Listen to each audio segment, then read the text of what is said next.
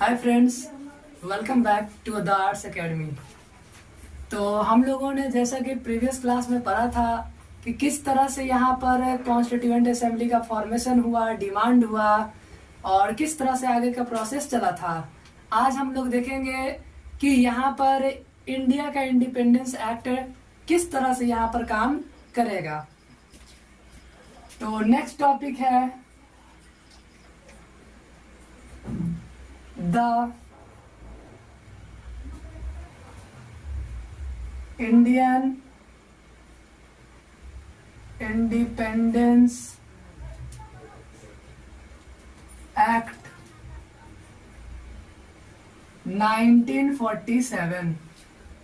The Indian independence act 1947 means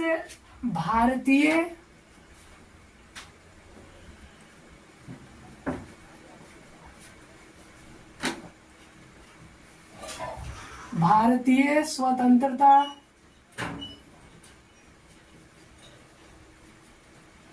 अधिनियम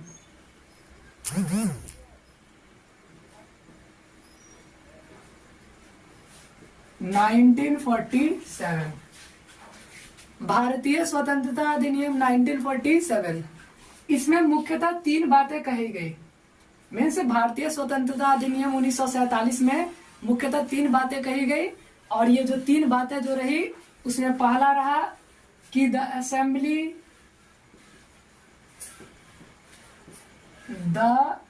assembly was made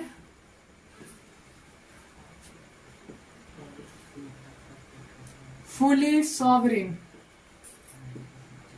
कि जो असेंबली है उसको पूर्णतः क्या तो सॉवरेन बनाया गया, मीन्स पूर्णतः संप्रभु बनाया गया। संप्रभु मीन्स पूरी तरह से यहाँ पर भारतीय जो असेंबली रहा, मीन्स जो संविधान सभा रही, इसको पूरी तरह से क्या बना दिया गया तो यहाँ पर संप्रभु निकाय के रूप में यहाँ पर बताई गई। जो सेकंड रहा वो रहा टू सेपरेट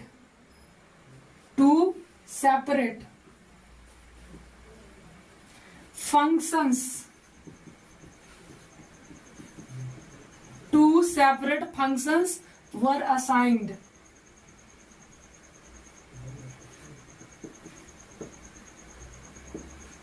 मीन्स दो फंक्शन को यहाँ पर असाइन किया गया। मुख्यतः दो यहाँ पर कार्य को संविधान सभा के मुख्यतः दो अलग अलग काम बताए गए।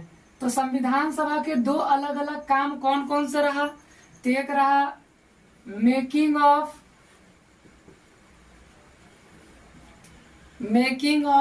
The constitution,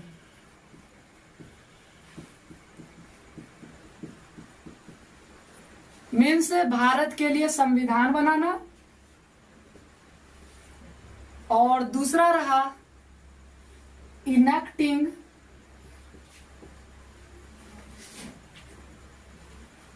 of the ordinary law, means जो आम कानून रहा इसको पारित करना। तो पहला जो रहा वो संविधान सभा का रहा कि कैसा होगा तो पूरी तरह से सॉवरेन रहेगा, पूरी तरह से संप्रभु निकाय रहेगा। और दूसरा यहाँ पर बोला गया कि पहला होगा कि स्वतंत्र भारत के लिए एक संविधान बनाना, और दूसरा जो है यहाँ पर बोला गया कि एक आम नियम, एक आम कानून यानी एक सामान्य कानून बनाने की बात कही गई। और इस तरह से बोला गया कि जब मीटिंग होता था, जब भी मीटिंग किस रूप में तो एक कॉन्स्टिट्यूएंट बॉडी के रूप में होती थी, यानी एक संविधान सभा के रूप में होता था, संवैधानिक रूप से कॉन्स्टिट्यूएंट बॉडी के रूप में जब होता था तो इसकी अध्यक्षता कौन करते थे तो बोला गया कि इसकी अध्यक्षता यहाँ पर डॉक्टर राजेंद्र प्रसाद, तो डॉक्टर राजेंद्र प्रसाद जो है इसकी अध्यक्षता करते थे। और जब भी मीटिंग एक लेजिस्लेटिव के बॉडी के रूप में होता था, बतौर विधायिका के रूप में जब होता था, तो जीवी मावलंकर करते थे, जीवी मावलंकर। तो हम लोगों को यह पता चला कि यहाँ पर पहला जो है असेंबली का यहाँ पर फॉर्मेशन किया गया, जो पूरी तरह से क्या होगा, संप्रभु होगा। और दूसरा बताया गया कि स्वतंत्र भारत के लिए संविधान बनाना और फिर एक सामान्य नियम भी बनाना, यानी दो अलग अलग काम बताया गया। कहा गया कि जब भी संविधान सभा की बैठक एक कॉन्स्टिट्यूएंट बॉडी के रूप में, एक संविधान सभा के रूप में जब होता था, इसकी अध्यक्षता कौन, डॉक्टर राजेंद्र प्रसाद करते थे। और जब भी एक लेजिस्लेटिव बॉडी के रूप में होता था, बतौर विधायिका के रूप में, तो इसकी अध्यक्षता कौन, तो जीवी मावलंकर करते थे।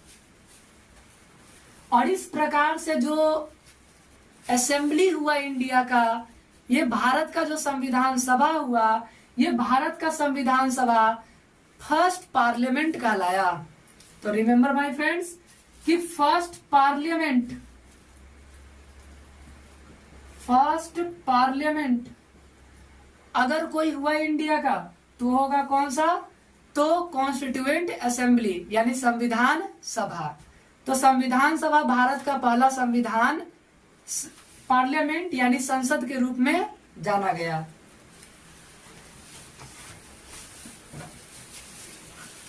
अब इसके बाद जो इसमें थर्ड जो बात जो कहा गया, इंडियन इंडिपेंडेंस एक्ट का, वो थर्ड बात इसमें यह रहा कि जो मुस्लिम लीग रहा, ये मुस्लिम लीग भारतीय संविधान सभा से अलग हो जाता है। मुस्लिम लीग क्या हो जाता है, अलग हो जाता है, सेपरेट हो जाता है। और इसके अलग होने पर, सेपरेट होने के कारण, जो वहां पर सदस्यों की जो संख्या जो रही थी, जो यहाँ पर कैबिनेट मिशन के द्वारा यहाँ जारी किया गया था, इसकी संख्या में क्या आ जाती है, कमी आ जाती है, यानी बदलाव आता है। जिसमें टोटल जो 389 सीट जो रही, इस 389 सीट्स के जगह पर 299 सीट हो गया। तो मुस्लिम लीग क्या होता है, वो अलग हो जाता है। मुस्लिम लीग के अलग होते ही जो टोटल 389 सीट्स था, अब वो 389 सीट्स के जगह पर कितना सीट्स रह गया, 299 सीट्स रह गए। जो ब्रिटिश इंडिया के पास जो 296 सीट्स था, अब ये 229 सीट हो गया। वहीं जो प्रिंसली स्टेट रहा, इस प्रिंसली स्टेट के पास जो 93 सीट्स था, वो अब 70 सीट्स हो जाता है। तो कहा गया कि मुस्लिम लीग के अलग होते ही क्या हो गया कि सीटों की संख्या में कमी आ गई। जो पहले 389 हुआ करता था, वो अब 299 हो गया। ब्रिटिश इंडिया का जो 296 जो सीट्स थी, अब वो 229 हो जाता है। और जो पहले प्रिंसली स्टेट का 93 सीट्स था, अब ये कितना हो गया, तो 70 सीट्स के रूप में यहाँ पर देखने को मिलता है। अब जब इतना हो जाता है तो यहाँ पर कमेटी के फॉर्म में यहाँ पर डिवाइड किया गया, मीन्स समिति को बांटा गया। तो मुख्यतः अगर हम लोग बात करें तो भारत में जो कमेटियां रही, जो समिति रहा, वो मुख्यतः दो प्रकार का रहा। तो जो कमेटी रही, जो समिति जो रहा, ये समिति कितने तरह का देखने को मिला, तो दो तरह का। एक मेजर कमेटी, जिसे बड़ी समिति कहा गया। तो पहला रहा कौन सा, मेजर कमेटी, जिसे बड़ी समिति कहा गया। और दूसरा रहा माइनर कमेटी, जिसे छोटी समिति कहा गया।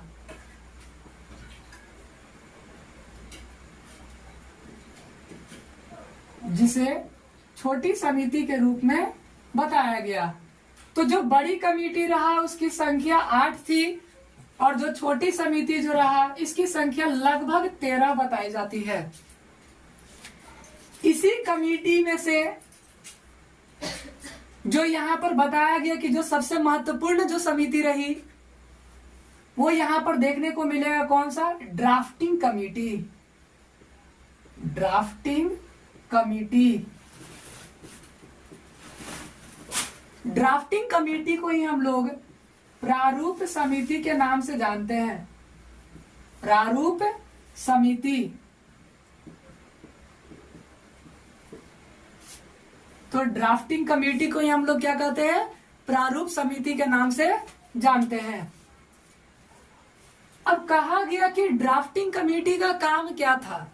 तो ड्राफ्टिंग कमेटी का काम ये रहा कि एक इंडिपेंडेंट इंडिया के लिए एक कॉन्स्टिट्यूशन का फॉर्मेशन करना, यानी एक स्वतंत्र भारत के लिए एक कॉन्स्टिट्यूशन यानी एक संविधान का निर्माण करना, और इसीलिए यहाँ पर प्रारूप तैयार करने की बात की जा रही थी, जिसमें बोला गया कि जो ड्राफ्टिंग कमेटी है ये सेटअप कब होगा, यानी इसकी स्थापना कब की गई, तो 29 अगस्त को किया जाएगा। कब? 29 अगस्त 1947 को ड्राफ्टिंग कमेटी की स्थापना की जाएगी। यानी प्रारूप समिति की स्थापना कब किया जाएगा, तो 29 अगस्त 1947 को की जाएगी। इसमें टोटल कितने सदस्य होंगे, यानी टोटल इसमें कितने मेंबर्स होंगे? तो बोला गया कि जो ड्राफ्टिंग कमेटी है इसमें टोटल कितना, तो 7 सदस्य रहेंगे। कितने सदस्य? 7 सदस्य रहेंगे। और बोला गया कि ये जो ड्राफ्टिंग कमेटी है इसमें 7 सदस्य कौन कौन से रहेंगे, तो इसके नाम कुछ इस प्रकार है। First, doctor BR Ambedkar. Doctor BR Ambedkar जो यहाँ पर क्या होंगे, तो इस प्रारूप समिति के अध्यक्ष होंगे, यानी चेयरमैन के रूप में यहाँ पर ये कार्य करेंगे।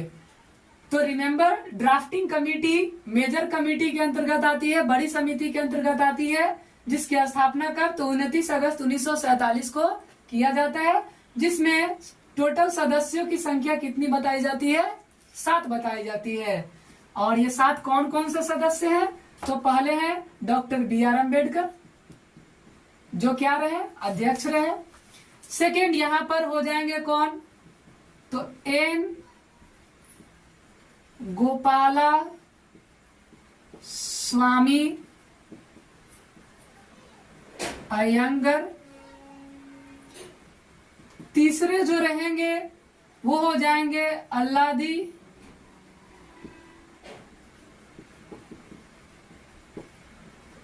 कृष्णा स्वामी अयंगर। जो चौथे होंगे वो हो जाएंगे यहाँ पर डॉक्टर KM मुंशी। पांचवें हो जाएंगे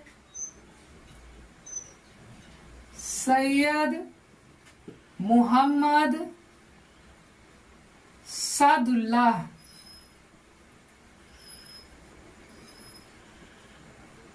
और छठे के रूप में यहां पर हो जाएंगे N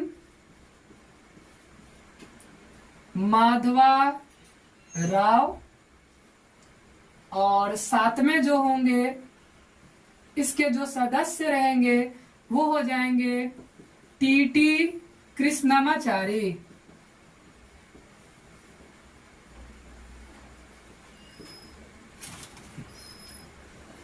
तो ये रहे यहाँ पर जो ये ड्राफ्टिंग कमेटी रही। इस ड्राफ्टिंग कमेटी के ये 7 मेंबर्स रहे, जिसमें डॉक्टर BR अंबेडकर का बहुत बड़ा योगदान रहा, जिन्होंने आगे जाकर के भारत का संविधान लिखे। और यही ड्राफ्टिंग कमेटी के कौन होंगे, तो चेयरमैन के रूप में यहाँ पर जाने जाएंगे। और इस तरह से इंडिया के जो ड्राफ्ट है, जो कॉन्स्टिट्यूशन का जो प्रारूप है, संविधान की जो प्रारूप है, वो तैयार किया जाता है। और फर्स्ट जो ड्राफ्ट होगा वो फरवरी 1948 को क्या किया जाएगा, पब्लिश किया जाएगा। तो फर्स्ट ड्राफ्ट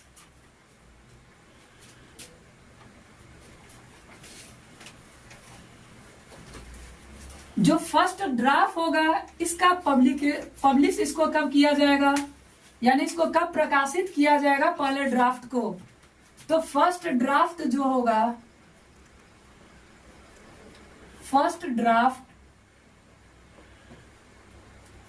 को पब्लिश किया जाएगा कब, तो फरवरी 1948 को। यानी पहला प्रारूप कब प्रकाशित किया गया, तो फरवरी 1948 को।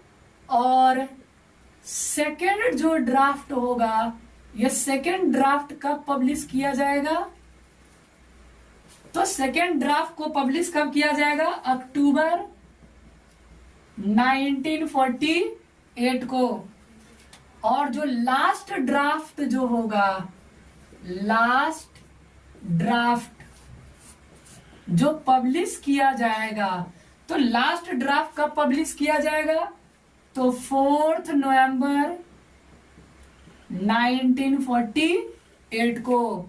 तो बोला गया यहाँ पर कि संविधान सभा के निर्माण में, यानी ड्राफ्ट का फॉर्मेशन जो किया गया, तो पहला जो ड्राफ्ट को पब्लिश किया गया कब, तो फरवरी 1948, दूसरा ड्राफ्ट अक्टूबर 1948, और जो लास्ट ड्राफ्ट जो यहाँ पर पब्लिश किया जाएगा वो होगा 4 नवंबर 1948 को। इस तरह से फर्स्ट रीडिंग होगा, मीन्स पहली बार ड्राफ्ट को पढ़ा जाएगा। तो ड्राफ्ट यानी प्रारूप को पहली बार कब पढ़ा गया, तो प्रारूप को पहली बार पढ़ा जाएगा कब, तो 4 नवंबर 1948 को। तो 4 नवंबर 1948 को क्या किया जाएगा, तो पहला प्रारूप जो होगा उसको पढ़ा जाएगा फर्स्ट टाइम। और सेकेंड टाइम इसका रीडिंग कब किया जाएगा, तो बोला गया कि सेकेंड टाइम इसका रीडिंग होगा कब, तो 15 नवंबर को, 15 नवंबर 1948 को। माय फ्रेंड्स, फर्स्ट प्रारूप को पहली बार कब पढ़ा गया, तो 4 नवंबर 1948 को। और दूसरा प्रारूप कब पढ़ा गया, तो 15 नवंबर 1948 को पढ़ा गया। और जो दूसरी बार जो पढ़ा गया ये कैसा, तो क्लॉज बाय क्लॉज, मीन्स एक एक वर्ड, एक एक लाइन को यहाँ पर पढ़ा गया था।